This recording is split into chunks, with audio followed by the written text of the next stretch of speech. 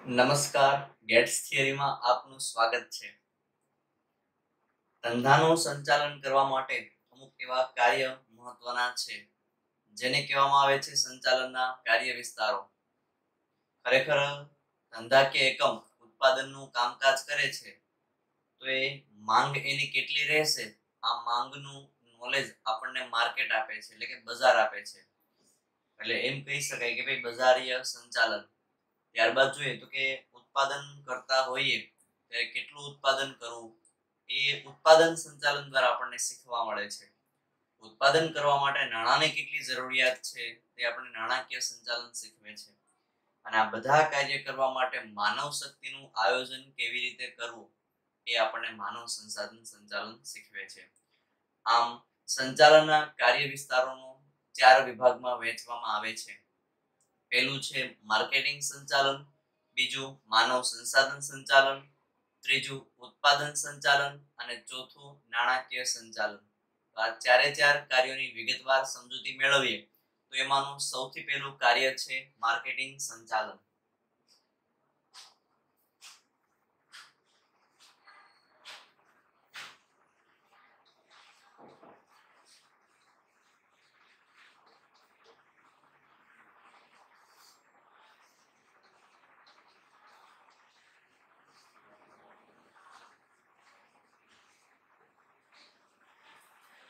Marketing સંચાલન એટલે કે ભાઈ કોઈ પણ ધંધાકીય એકમ પોતે જે વસ્તુનું નિર્માણ કરે છે તેને માર્કેટ સુધી પહોંચાડવાની જે પ્રક્રિયા છે એ માટેની જે વિચારણા છે તેને કહેવામાં આવે છે માર્કેટિંગ સંચાલન. આમ જો કહીએ તો ગ્રાહકો સુધી ઉત્પાદકો પાસેથી માલ સામાન લઈ અને ગ્રાહકો પાસે પહોંચાડવાની જે પ્રક્રિયા છે તેને કહેવામાં આવે છે માર્કેટિંગ સંચાલન. ખરેખર વસ્તુનું ઉત્પાદન છે ધંધાકીય એકમમાં થતું હોય છે, પણ ત્યાંથી ગ્રાહકો પાસે કઈ રીતે લઈ જઈ શકાય એ માટે માર્કેટિંગ સંચાલનની અંદર બીજા 4 પાસાનો સમાવેશ થાય છે. એ જોઈએ તો 4P તરીકે તેને ઓળખવામાં આવે છે. એમાં સૌથી પહેલા નંબરમાં આવે છે પેદાશ અથવા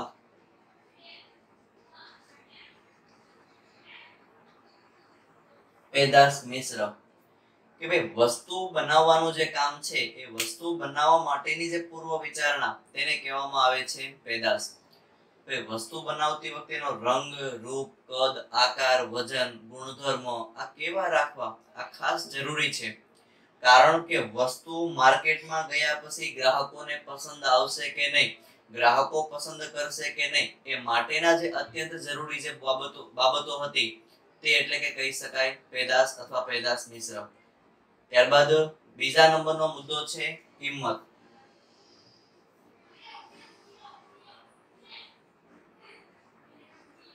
કિંમત એટલે આપણે 11મા ધોરણમાં આસાનીથી આપણે ભણી ગયા કે કોઈ પણ વસ્તુનું મૂલ્યાંકન જે કરવામાં આવતું હોય તો તેને કહેવામાં આવે છે કિંમત. પણ હવે હું જે વસ્તુ મારા ધંધાના અંદર જે નિર્માણ થઈ છે એ મારે માર્કેટની અંદર ગ્રાહકો સુધી લઈ જવી છે, તો ગ્રાહકો કઈ વસ્તુની અથવા કઈ કિંમતે એને પહોંચી શકે તેમ છે, ગ્રાહકો કેટલી કિંમત સુધી એ વસ્તુને ખરીદી શકે એમ છે. એનો મતલબ કે જો મારી વસ્તુની કિંમત વધારે રાખવામાં આવશે તો ગ્રાહકો રૂપી માંગનું પ્રમાણ ઘટે, અને જો કિંમતને ઘટાડવામાં આવશે તો ગ્રાહકો રૂપી માંગ છે એ વધારી શકાય. પણ મારે બંને બાજુનો વિચાર કરવાનો છે, ગ્રાહકોનું શોષણ ન થાય અને વેપારીને નફો મળે. આ બંને બાબતોની વિચારણા કરતા હોઈએ ત્યારે મારે કંઈક એવી વ્યાજબી કિંમત નિર્માણ કરવી જોઈએ કે જેથી ગ્રાહકો એ વ્યવસ્થિત એ પોતાની જરૂરિયાત પ્રમાણે વસ્તુઓની માંગ એ પોતે સર્જી શકે. વધારે પડતી કિંમત હશે તો ગ્રાહકો દ્વારા માંગ ઘટશે. આ માંગ ઘટે નહીં એ માટે મારે એવી કિંમત નિર્માણ કરવી જોઈએ કે જેથી ગ્રાહકો દ્વારા વધુને વધુ માંગ થઈ શકે. પણ હવે એ કિંમત નિર્માણ કરવા માટે મારે વસ્તુની પડતરને પણ ધ્યાનમાં રાખવી પડશે. કારણ કે જો વસ્તુની પડતર વધારે હશે તો વસ્તુની વેચાણ કિંમત પણ વધવાની છે, અને વસ્તુની પડતર ઓછી હશે તો વસ્તુની વેચાણ કિંમત પણ ઘટશે. પણ હવે મારે કંઈક એવી પડતર દ્વારા વસ્તુનું નિર્માણ કરવાનું છે, શ્રેષ્ઠ ગુણવત્તા દ્વારા સારી ગુણવત્તા કંઈક બનાવવાની છે, અને એ ગુણવત્તા માટેનો જે ખર્ચ છે એ ખર્ચની અંદર થોડોક એવો નફો દ્વારા કંઈક કિંમત નિર્માણ કરી અને એ આપણે માર્કેટમાં વસ્તુનું વેચાણ કરી શકીએ છીએ. અને કિંમતમાં સાથે જોઈએ તો કે વેચાણ નીતિ છે, વટાવ નીતિ છે, કમિશન છે, આ બધાનો સમાવેશ થાય છે. કારણ કે વસ્તુને વેચવા માટે અલગ અલગ પ્રકારના વ્યક્તિઓ દ્વારા મદદરૂપ થતી હોય. જથ્થાબંધ વેપારીઓ જથ્થામાં ખરીદી કરતા હોય ત્યારે મારે જથ્થામાં એને જરીક એવી કંઈક વ્યાજબી કિંમતે મારે એને વસ્તુ પૂરી પાડવી જોઈએ. તો આ બધા કિંમત સાથે સંબંધ ધરાવતા શબ્દો હતા. ત્યારબાદ જોઈએ તો કે ત્રીજા નંબરનો મુદ્દો કીધો છે આપણને વિતરણ.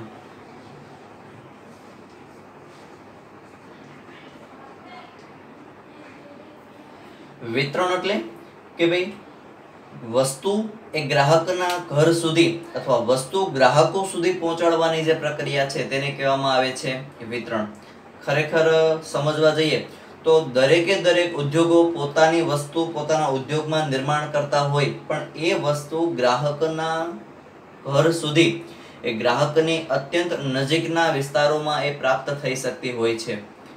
જો એ ગ્રાહકના ઘરની નજીક પ્રાપ્ત થાય છે તો ગ્રાહકે એ ખરીદવા માટે દૂર જવું પડતું નથી, ગ્રાહકે ખરીદવા માટે વધારે પડતો ખર્ચ કરવો પડતો નથી. અને આ પ્રકારની જે વ્યવસ્થા જે ધંધાકીય એકમ કરતો હોય તો તેને કહેવામાં આવે છે વિતરણ વ્યવસ્થા. કંપની ઉત્પાદનનું કામકાજ ઘણા બધા વિસ્તારો દૂર કરતી હોય, પણ એ વિસ્તારો સિવાય અથવા એ વિસ્તારોને સમાવેશ કરી આખા ભારત દેશની અંદર અથવા બહોળા એવા વિસ્તારની અંદર પોતાનું વેચાણ કરતા હોય છે. આ વેચાણ ક્યારે થઈ શકે છે તો કે ધંધાકીય એકમ પોતાના વાહન દ્વારા એ દરેકે દરેક વિસ્તારમાં માલનો સપ્લાય કરવાનો પ્રયત્ન કરતો હોય છે. જો ગ્રાહક ધંધાકીય એકમ સુધી વસ્તુ ખરીદવા જશે તો એ વસ્તુ બહુ બધી કોસ્ટલી એને પડશે, ઘણો બધો સમયનો બગાડ થશે.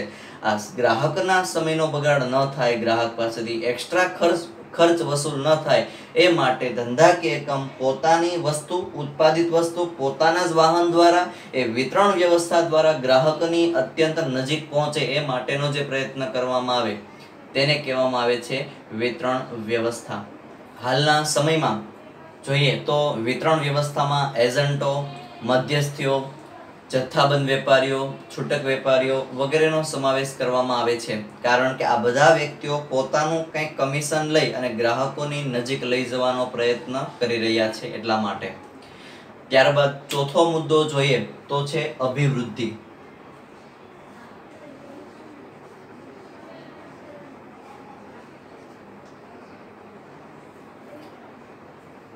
અભિવૃદ્ધિ એટલે કે વેચાણમાં વધારો.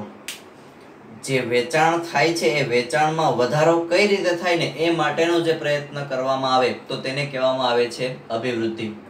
ધંધાકીય એકમ માટે નફો મેળવવાનું કામ મુખ્ય છે. તો એ નફો ત્યારે મળી શકે જ્યારે પોતાની ઉત્પાદિત વસ્તુઓનું વેચાણ થતું હોય, અને વેચાણ થાય એ માટેના અલગ અલગ પ્રકારના પ્રયત્ન કરવામાં આવે છે.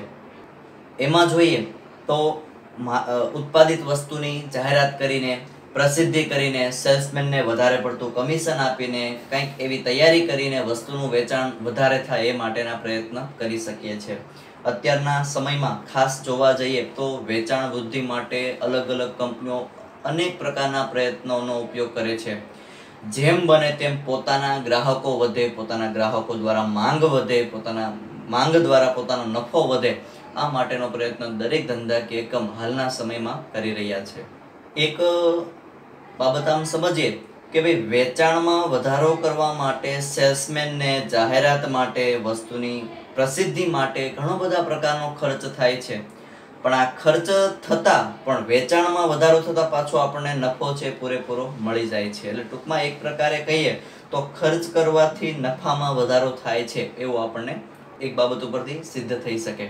હવે ત્યારબાદ બીજો મુદ્દો છે માનવ સંસાધન સંચાલન. જોઈએ તો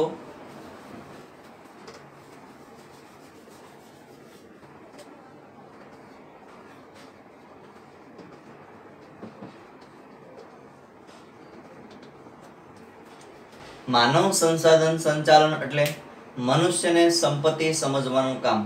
ધંધાની અંદર જે પણ મનુષ્યરૂપી કર્મચારીઓ કામ કરી રહ્યા છે તેને હું શ્રેષ્ઠ રીતે સાચવું, તેનું શ્રેષ્ઠ રીતે ઘડતર કરું, બસ એ જ આપણને માનવ સંસાધન સંચાલન શીખવે છે. એનું ઘડતર, એની બાબતોને કેમ ધ્યાનમાં રાખી શકાય તો જોઈએ તો કે અલગ અલગ વ્યક્તિ જે કર્મચારીઓ હોય છે અલગ અલગ પોતાના ધ્યેય લઈને કામકાજ કરતા હોય. એનો ગમો અણગમો, એની રુચિ, એની પસંદગી, એની ફેશન, આ બધી અલગ અલગ બાબતો હોય છે.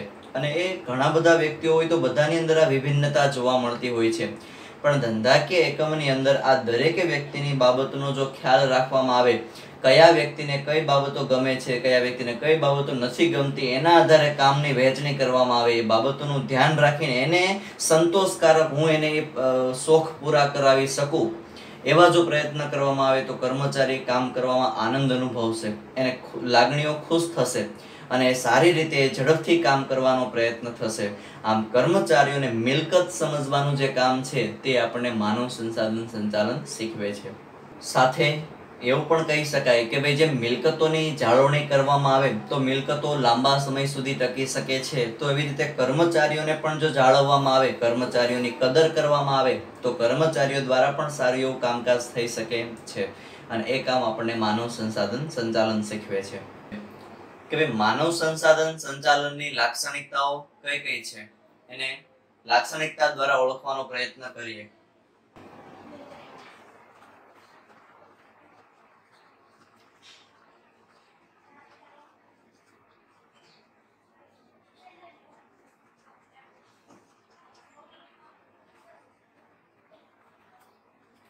પહેલા નંબરનો મુદ્દો જોઈએ તો માનવ સંસાધન સંચાલનમાં ભરતી, તાલીમ, બઢતી, બદલી વગેરેનો સમાવેશ થાય છે. બીજા નંબરનો મુદ્દો જોઈએ તો કે માનવ સંસાધન સંચાલનમાં વ્યક્તિગત ધ્યેયોને સાંકળીને ધંધાકીય ધ્યેયોને સિદ્ધ કરવાનું કામ કરવામાં આવે છે. ત્યારબાદ ત્રીજો મુદ્દો છે કે ભાઈ ધંધાકીય એકમમાં કર્મચારીઓને અમૂલ્ય મિલકત સમજવાનું કામ આ માનવ સંસાધન સંચાલનનું છે. ત્યારબાદ ચોથો મુદ્દો જોઈએ તો કર્મચારીઓને યોગ્ય તાલીમ આપી તેનો યોગ્ય વિકાસ કરવાનું કામ આ એક માનવ સંસાધન સંચાલનનું છે. પાંચમો મુદ્દો જોઈએ તો કર્મચારીઓના કાર્યનું નિરીક્ષણ કરી મૂલ્યાંકન કરી તેનું યોગ્ય સ્થાન નિશ્ચિત કરવાનું કામ પણ માનવ સંસાધન સંચાલનનું છે. ત્યારબાદ છઠ્ઠો મુદ્દો છે કે યોગ્ય સંચાલનથી કર્મચારીઓમાં ફેરબદલી દરમાં પણ ઘટાડો થઈ શકે છે.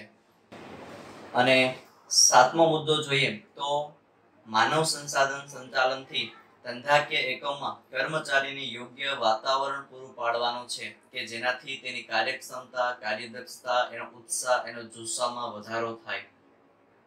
આમ કુલ 7 મુદ્દાઓ હતા જે માનવ સંસાધન સંચાલનની લાક્ષણિકતાઓ દર્શાવતા હતા. હવે જોઈએ તો કે એનું મહત્વ શું છે.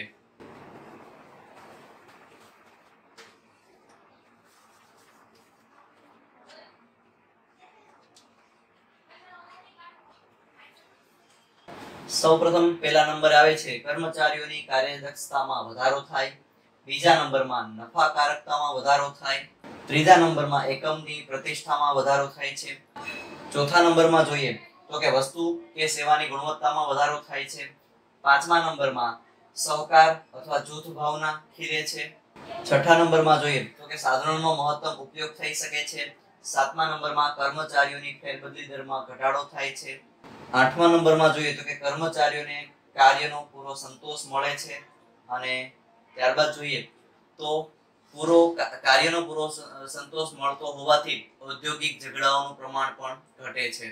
આમ માનવ સંસાધન સંચાલનના મહત્વના કુલ 9 મુદ્દાઓની માહિતી આપણે મેળવી. અસ્તુ.